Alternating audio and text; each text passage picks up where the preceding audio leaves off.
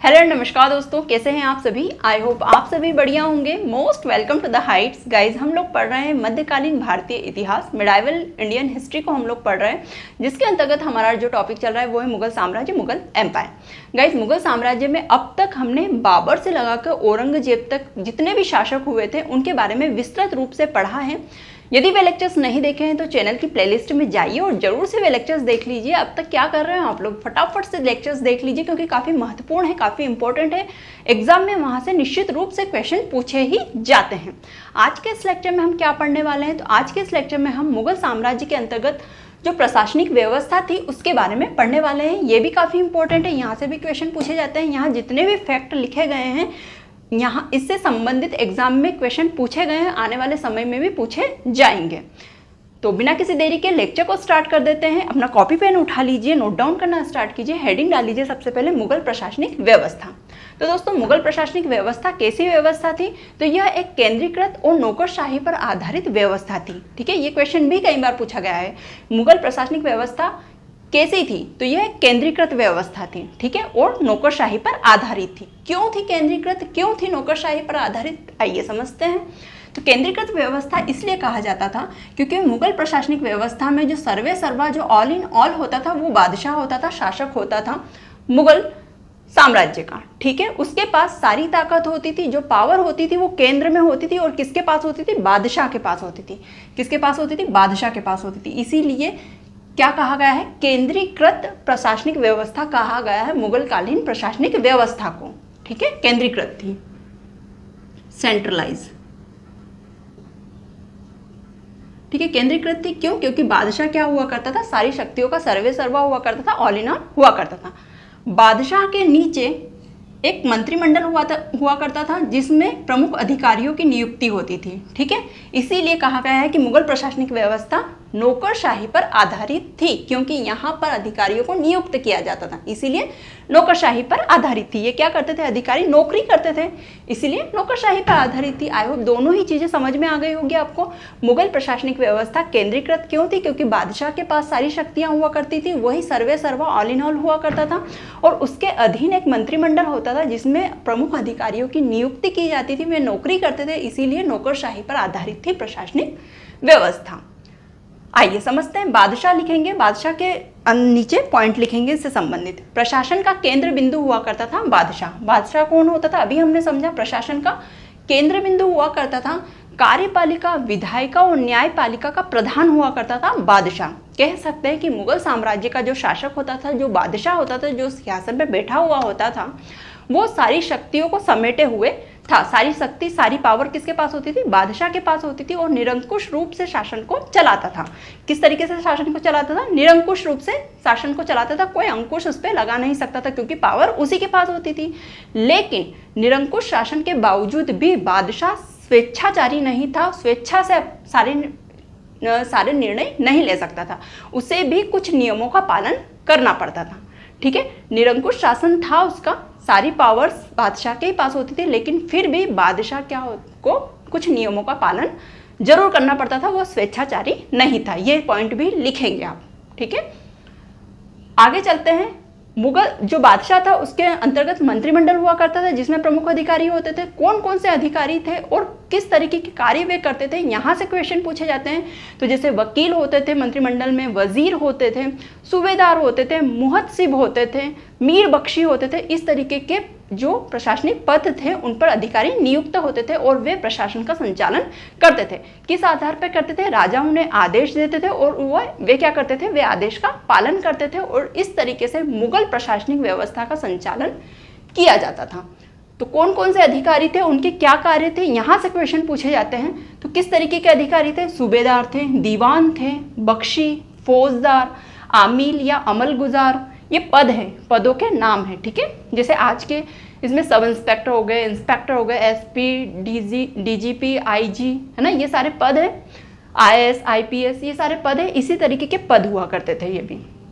सूबेदार, दीवान, बख्शी, फौजदार, आमिल, अमल गुजार, कोतवाल, सिकदार, ये प्रमुख पद थे। यहाँ से क्वेश्चन पूछे जाते हैं। सूबेदार का कार्य क्या होता था, सूबेदार प्रांतों में शांति स्थापित करना इनका कार्य होता था। जो सूबेदार के पद पे थे, पुलिस जैसा कार्य होता था, है ना। अपने जो शासन व्यवस्था है वहाँ पे क्या करते थे, ये शांति को स्थापित करते थे। सूबेदार का कार्य होता था ये प्रांतों में शांति स्थापित करना। अगला है दीवान। दीवान का कार्य क्या होता था, तो दीवान कौन होते थे, प्रांतीय राजस्व के प्रधान होते थे। जो कर टैक्स वसूला जाता था उस विभाग के प्रधान हुआ करते थे। कौन, दीवान। उन्हें क्या कहा जाता था, दीवान कहा जाता था। तो प्रांतीय राजस्व का प्रधान हुआ करते थे दीवान। बख्शी। बख्शी का कार्य क्या होते थे, ये इस पद पे नियुक्त अधिकारी क्या कार्य करता था, कौन होता था, तो प्रांतीय सैन्य प्रधान होते थे, सेना के प्रधान होते थे। प्रांत की जो सेना है, प्रांत क्या है, प्रांत एक प्रशासनिक इकाई है, आगे हम पढ़ेंगे। प्रांत एक प्रशासनिक इकाई है। तो प्रांतीय सेना, प्रांत की जो सेना होती थी उसके प्रधान होते थे। उसके प्रधान, उसके मुख्य अधिकारी को क्या कहा जाता था, बख्शी कहा जाता था। फौजदार जिले का प्रधान अधिकारी होता था। जिले का प्रधान फौज अधिकारी होता था या फिर सैन्य अधिकारी होता था, लेकिन कहाँ का, जिले का। जिला क्या है, जिला भी एक प्रशासनिक इकाई है। जैसे अभी वर्तमान में कैसे होता है ना कि गांव होता है, तहसील, तहसील होता है, तो फिर जिला होता है, जिले से बड़ा क्या होता है, जिले से बड़ा होता है आपका राज्य हो जाता है। इस तरीके से यहाँ पे भी प्रशासनिक इकाइयाँ विभक्त थी। तो जिला भी क्या है, जिला एक प्रशासनिक इकाई है। तो जिले का प्रधान फौज अधिकारी फौजदार कहलाता था। आमील या अमलगुजार जिले का प्रमुख राजस्व अधिकारी। ठीक है, यहाँ पे प्रांतीय राजस्व का प्रधान दीवान कहलाता था, लेकिन जिले का राजस्व अधिकारी, प्रमुख राजस्व अधिकारी क्या कहलाता था, आमील या अमलगुजार कहलाता था। यहाँ पे कंफ्यूज हो सकते, तो याद रखेंगे यदि दीवान पूछा जाता है तो दीवान कौन था, प्रांत का, प्रांतीय राजस्व का प्रधान हुआ करता था। लेकिन आमील या अमलगुजार कौन हुआ करते थे, तो आमील और अमलगुजार, आमील या अमलगुजार एक ही बात है ना, एक ही पद का नाम है। जिले का प्रमुख राजस्व अधिकारी हुआ करता था। आमील कौन होता था, जिले का प्रमुख राजस्व अधिकारी होता था। कोतवाल नगर का प्रधान होता था। कोतवाल। सिकदार किसे कहते थे, सिकदार जो होते थे वो परगने का प्रमुख अधिकारी होता था। परगना भी एक प्रशासनिक इकाई है। परगने का प्रमुख अधिकारी कौन होते थे, सिकदार होते थे। आई होप चीजें क्लियर हो गई होंगी। यहाँ से क्वेश्चन पूछे जा सकते हैं। कैसे क्वेश्चन आएंगे एमसीक्यू में, फौजदार, मुगल प्रशासनिक व्यवस्था में फौजदार का क्या कार्य होता था या फौजदार कौन होते थे, तो आपको पता होना चाहिए कि फौजदार जिले का प्रधान फौज अधिकारी होता था, जिले का। ठीक है, यहाँ पे क्वेश्चन आंसर को घुमा दिया जा सकता है, क्वेश्चन को घुमा दिया जा सकता है, जिले की जगह पे प्रांत लिख दिया जा सकता है। तो ये विशेष रूप से ध्यान रखेंगे। जो फौजदार था वो जिले का प्रधान फौज अधिकारी हुआ करता था। आमिल जो था वो जिले का प्रमुख राजस्व अधिकारी हुआ करता था। दीवान जो था वो प्रांत का प्रधान हुआ करता था, राजस्व का, प्रांतीय राजस्व का प्रधान हुआ करता था दीवान। ठीक है, तो ये सारी चीजें आप याद रखेंगे, कंफ्यूज नहीं होंगे। आगे चलते हैं, प्रशासनिक इकाइयों को देख लेते हैं। प्रशासनिक इकाइयाँ किस तरीके से थी, तो सबसे बड़ी प्रशासनिक इकाई जो थी उसे सूबा कहा जाता था। क्या कहा जाता था, मुगल प्रशासनिक व्यवस्था में जो सबसे बड़ी प्रशासनिक इकाई थी उसे सूबा कहा जाता था। जैसे कि हमारे देश में क्या होता है, सबसे बड़ी इकाई को क्या कहा जाता है, प्रशासनिक इकाई को राज्य कहा जाता है। ठीक है, एक तो देश हो गया हमारा पूरा, उससे छोटा राज्य हो गए, राज्यों में विभक्त है हमारा देश। फिर राज्य से छोटे जिले हो गए, जिले से छोटा तहसील हो गया, तहसील से छोटा विकास खंड हो गया, विकास खंड से छोटा क्या हो गया, गांव हो गया। इस तरीके से प्रशासनिक इकाइयाँ यहाँ पर भी विभक्त हैं। सबसे बड़ी प्रशासनिक इकाई क्या थी, सूबा कहा जाता था। सूबा से छोटी प्रशासनिक इकाई को सरकार कहा जाता था। सरकार से छोटी प्रशासनिक इकाई को परगना कहा जाता था। क्या कहा जाता था, परगना कहा जाता था। इसका एक अन्य नाम क्या था, परगना को, परगना का एक अन्य नाम महाल था, महाल कहा जाता था। परगना का एक अन्य नाम क्या था, महाल था। ये भी नोट डाउन करेंगे। महाल से छोटी प्रशासनिक इकाई जिला होती थी। जिले को दस्तूर भी कहा जाता था, दस्तूर। ठीक है, जिले को क्या कहा जाता था, जिले को दस्तूर भी कहा जाता था। और सबसे छोटी प्रशासनिक इकाई जो कि जिले से भी छोटी होती थी वो थी ग्राम। ठीक है, तो मुगल प्रशासनिक व्यवस्था में सबसे छोटी प्रशासनिक इकाई कौन सी हुआ करती थी, तो वह थी ग्राम। और सबसे बड़ी प्रशासनिक इकाई कौन सी हुआ करती थी, वो था सूबा। और इनका क्रम भी पूछा जा सकता है, तो क्रम भी आप याद रखेंगे। सबसे बड़ी प्रशासनिक इकाई सूबा, सूबा के बाद में सरकार, सरकार के बाद में परगना, परगना के बाद में जिला, जिला के बाद में ग्राम। और ग्राम किनसे मिलकर बना होता था, तो ग्राम छोटी छोटी बस्तियों से मिलकर बना होता था। और इन बस्तियों को नागल कहा जाता था। क्या कहा जाता था, नागल कहा जाता था। सारी चीजें लिखेंगे, मैं यहाँ से इसे साफ कर देती हूँ। फिनिश कर देते हैं यहाँ पे और समझते हैं चीज़ों को।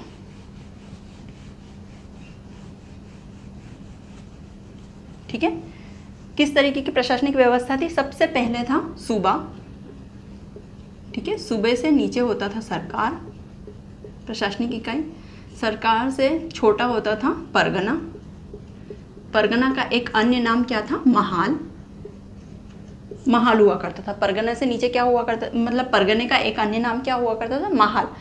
परगने से छोटी प्रशासनिक इकाई क्या थी? जिला।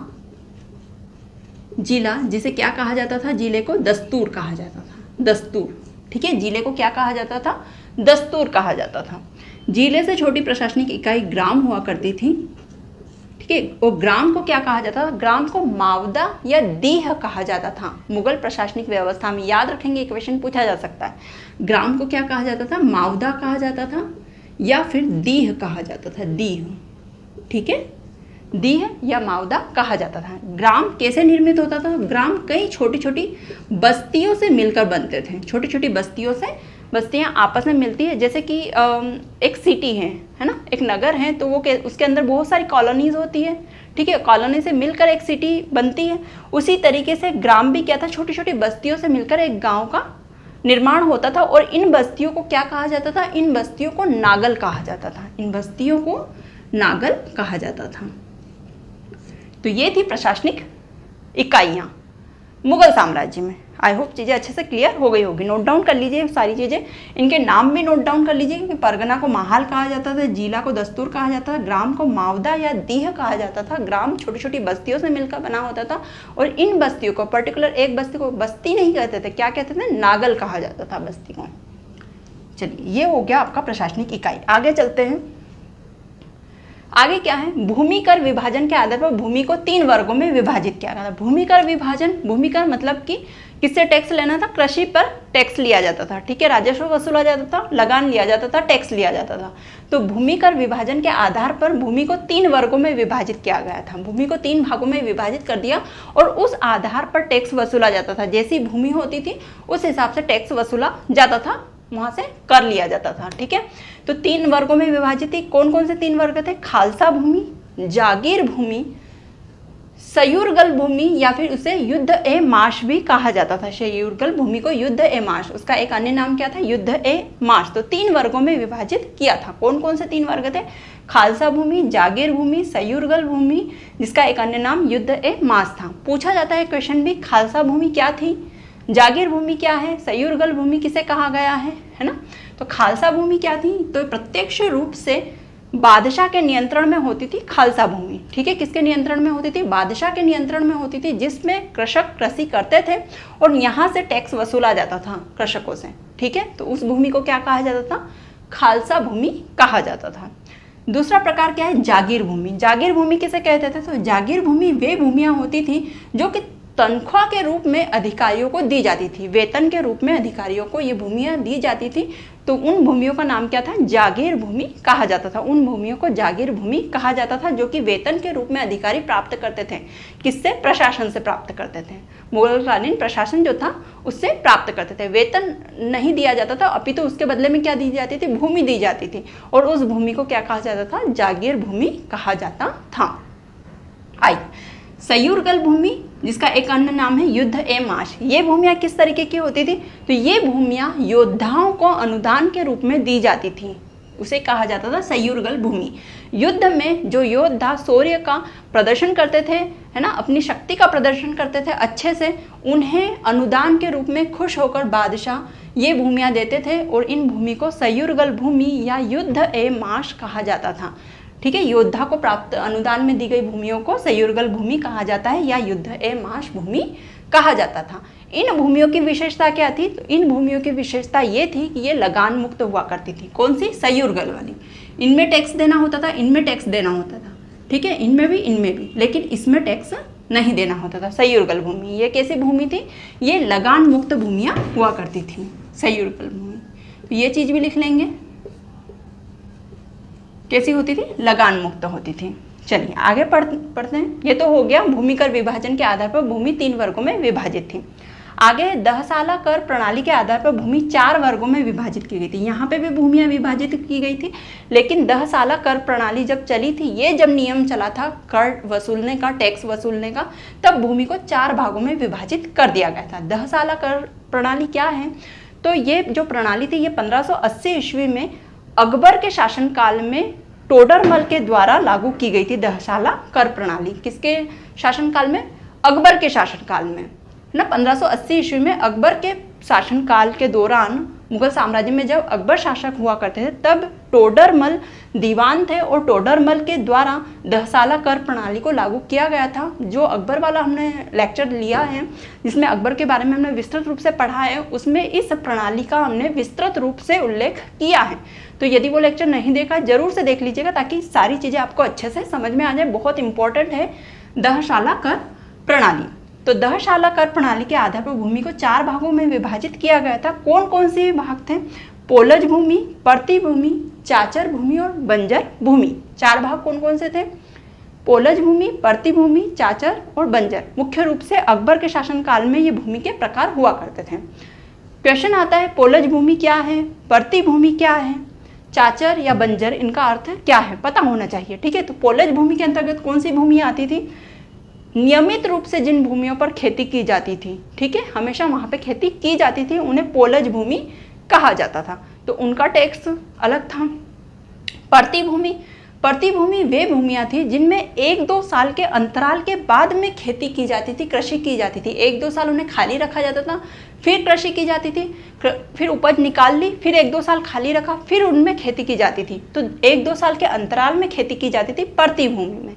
ठीक है, वे भूमि कैसी क्या कहलाती थी? परती भूमि कहलाती है। नियमित खेती की जाती थी, वे पोलज भूमि कहलाती थी। आगे चलते हैं, चाचर में लिखेंगे। चाचर भूमि कौन सी थी? तो वे भूमियाँ जिनमें 3-4 साल के अंतर के बाद में कृषि की जाती थी, वे चाचर भूमि कहलाती थी। 3-4 वर्षों के अंतराल के बाद में कृषि की जाती थी, वे चाचर भूमि कहलाती थी। जैसे कृषि कर ली गई है, उपज आ गई है, 3-4 साल का अंतराल रखा, खाली रखी उस भूमि को, और उसके बाद में 3-4 साल के बाद में फिर से उसमें फसल को बोया गया। ठीक है, तो वे ऐसी जो भूमियाँ थी उन्हें चाचर भूमि कहा जाता था। बंजर भूमि, बंजर भूमि के अंतर्गत वे भूमियाँ आती थी जिन पर कृषि नहीं की जा सकती, क्योंकि वहाँ पे उत्पादन नहीं होता था। ठीक है, उन्हें बंजर भूमि कहा जाता था। बंजर भूमि की क्या विशेषता थी? तो जो बंजर भूमियाँ थी वे लगान मुक्त थी।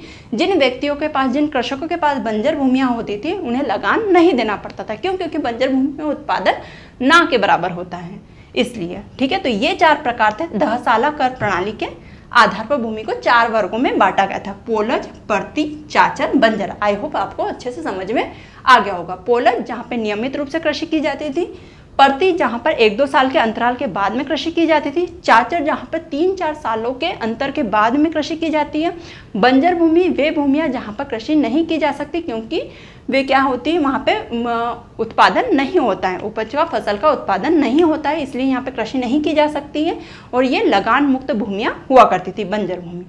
आई होप चीज़ें अच्छे से क्लियर हो गई होंगी। आगे चलते हैं। आगे क्या है? मुगल काल में कृषक 3 वर्गों में विभाजित है। ये तो भूमियों की बात हो गई, ठीक है, कि भूमियाँ किस तरीके से विभाजित की गई थी। अलग अलग शासक आए और अलग अलग कर प्रणाली लागू करी उन्होंने, और उस आधार पर भूमियों का विभाजन किया था मुगल प्रशासनिक व्यवस्था में। लेकिन मुगल काल में कृषकों को भी 3 वर्गों में विभाजित किया गया था। कौन कौन से वर्ग थे? कुछ कृषक खुद कास्त कहलाते थे, कुछ कृषक पाही कास्त कहलाते थे, और कुछ मुजारियन कहलाते थे। कौन कौन से 3 वर्ग थे? खुद कास्त, पाही कास्त और मुजारियन।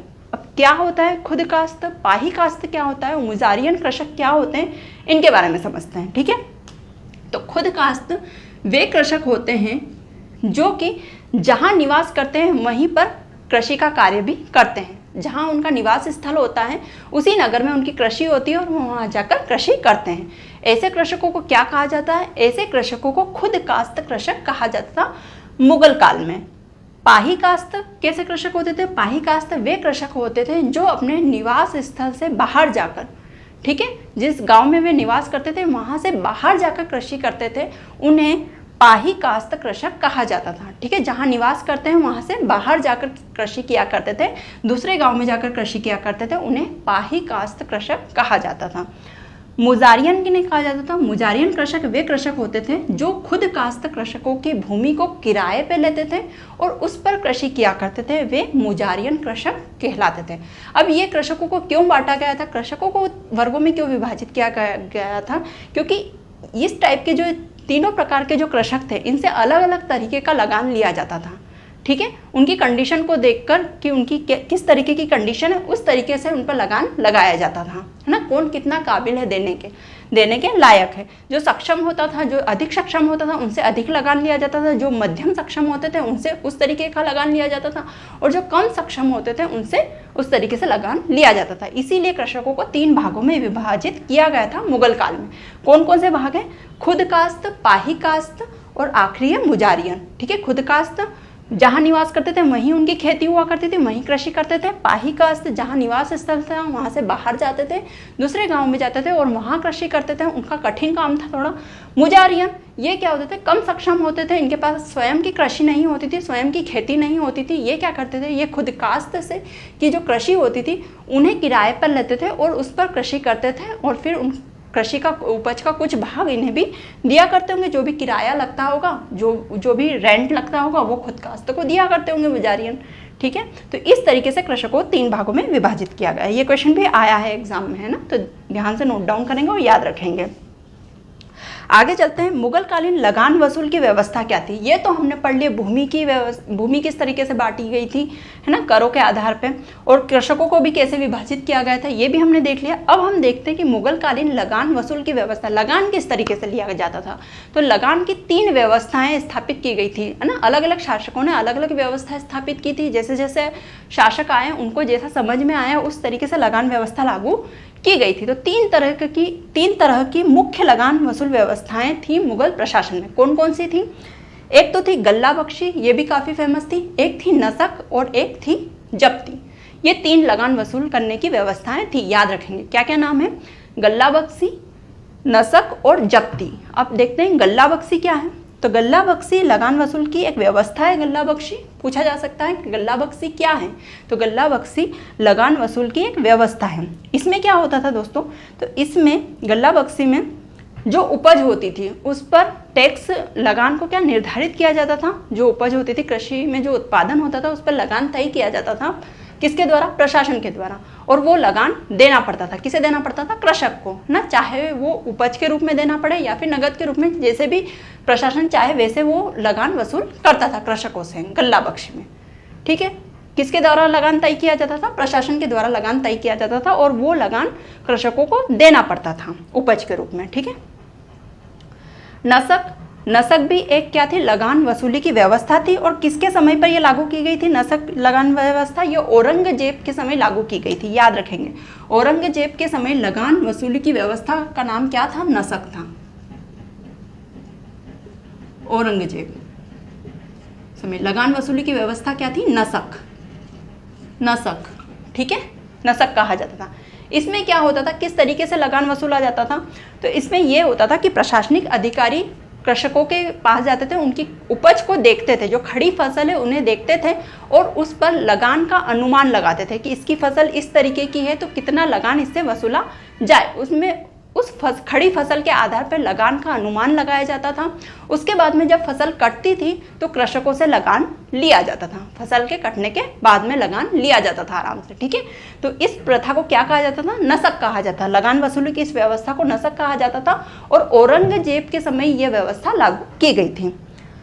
तीसरी व्यवस्था क्या है? जब्ती व्यवस्था। जब्ती व्यवस्था कब लागू की गई थी? जब अकबर का शासन चल रहा था, जब मुगल साम्राज्य में अकबर का शासन चल रहा था, उस समय जब्ती व्यवस्था लागू थी लगान वसूल करने की। जब्ती व्यवस्था में क्या होता था?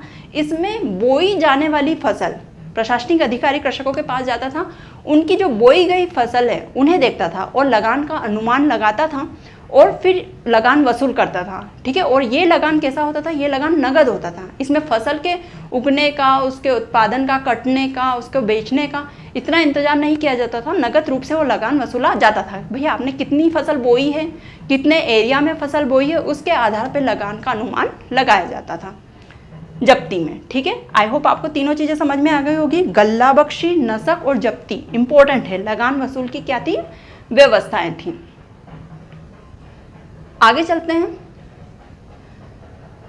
मुगल प्रशासनिक व्यवस्था में जो सिक्के निकाले गए थे, है ना, जो मुद्राएं चलती थी, जो सिक्के चलते थे जिनसे सामान का लेन देन होता था, सामान खरीदा जाता था, क्रय विक्रय किया जाता था, तो जो सिक्के होते थे वे सोने, चांदी और तांबे की धातु के हुआ करते थे। कौन सी धातु के होते थे? सोने, चांदी और तांबे की धातु के हुआ करते थे मुगल कालीन सिक्के। सबसे बड़ा सिक्का संसब कहा जाता था। जो सबसे बड़ा मूल्य का सिक्का होता था उसे क्या कहा जाता था? उसे संसब कहा जाता था। ये क्वेश्चन पूछा गया है गाइस, है ना। मुगल कालीन सबसे बड़ा सिक्का किस नाम से जाना जाता था? उसे संसब कहा जाता था उस सिक्के को। सोने का सबसे प्रचलित सिक्का इलाही कहलाता था। जो सोने का सिक्का था, सोने की धातु, स्वर्ण धातु से बना था, गोल्ड का बना हुआ था, गोल्ड मेटल का बना हुआ था, वो सिक्का क्या कहलाता था? जो सबसे ज़्यादा प्रचलित था उसे इलाही कहा जाता था, वो सिक्का इलाही कहलाता था। चांदी के सिक्के अर्थव्यवस्था का मुख्य आधार थे। क्यों कहा गया है चांदी के सिक्के अर्थव्यवस्था का मुख्य आधार थे? क्योंकि जो बड़ी बड़ी डीलें होती थी, है ना, जो भी जैसे कि भूमि लिए, खरीदी है किसी ने, तो ये सारी चीज़ें जो होती थी वो चांदी के सिक्कों से खरीदी और बेची जाती थी ना। चांदी के सिक्के अर्थव्यवस्था का मुख्य आधार थे, ज़्यादा प्रचलन में थे चांदी के सिक्के। दैनिक लेन देन में तांबे के सिक्कों का प्रयोग किया जाता है। रोजमर्रा की जो चीज़ें, छोटी छोटी जो ज़रूरतें हैं उन्हें खरीदना है तो तांबे के सिक्कों का प्रयोग किया जाता था, है ना। तो तीनों धातुओं के जो सिक्के थे इंपॉर्टेंट थे मुगल काल में, है ना। सोने के सिक्के भी इंपॉर्टेंट थे, चांदी के सिक्के तो मोस्ट इंपॉर्टेंट थे, सबसे ज़्यादा महत्वपूर्ण थे चांदी के सिक्के। और रोजमर्रा की चीज़ों को खरीदने बेचने के लिए किन सिक्कों का प्रयोग किया जाता था? तांबे के सिक्कों का प्रयोग किया जाता था। इन तांबे के सिक्कों को दाम कहा जाता था। क्या कहा जाता था? तांबे के सिक्कों को दाम कहा जाता था। दाम, तांबे के सिक्के को दाम कहा जाता था। ठीक है, लिखेंगे, दाम कहा जाता था इन्हें। आगे चलते हैं।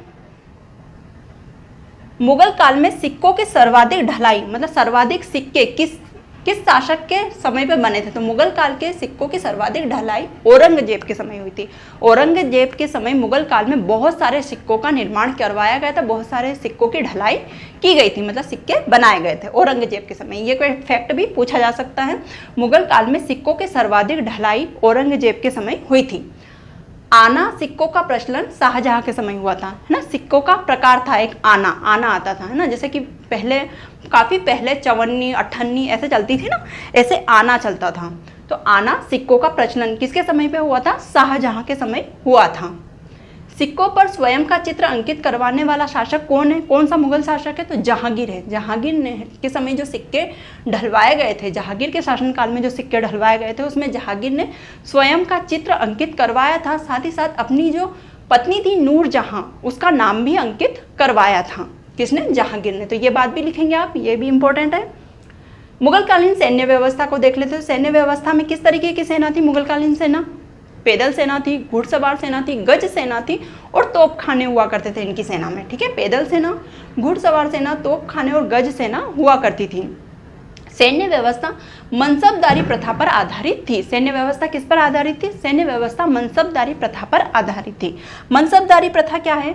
जब हमने अकबर वाला चैप्टर पढ़ा है, क्योंकि अकबर ने ही मनसबदारी प्रथा का लागू करवाया था, तो वहाँ पे हमने इसे विस्तृत रूप से पढ़ा है। यहाँ पे थोड़ा सा समझ लेते हैं कि मनसब जो होते थे ना, मनसब अधिकारी हुआ करते थे। ठीक है, किसके द्वारा नियुक्त किए जाते थे? बादशाह के द्वारा नियुक्त किए जाते थे मनसब, और प्रशासन की ओर से उन्हें वेतन मिलता था। और ये क्या कार्य करते थे? मनसब एक सेना तैयार करते थे, अपनी अपनी सेनाएं तैयार करते थे, अलग अलग मनसब। ठीक है, और जब राजा को जरूरत होती थी तो मनसब को आदेश देते थे, और मनसब क्या करते थे? अपनी सेना के साथ में उस क्षेत्र में जाते थे। या तो उस क्षेत्र में आक्रमण करना हो या उस क्षेत्र को जीतना हो तो वो अपनी सेना को लेकर जाया करते थे। मनसब इस तरीके के थे। ठीक है, आप अकबर वाला चैप्टर देखना गाइज, वहाँ पे मैंने विस्तृत रूप से मनसबदारी प्रथा को समझाया है, तो आप जरूर से उस लेक्चर को देख लेना। अब थोड़ा सा शोर हो रहा है क्योंकि आज है गणेश विसर्जन, है ना। तो लेक्चर को यहीं पे दी एंड करते हैं, वाइंड अप करते हैं। लेक्चर देखने के लिए thank you so much and bye bye.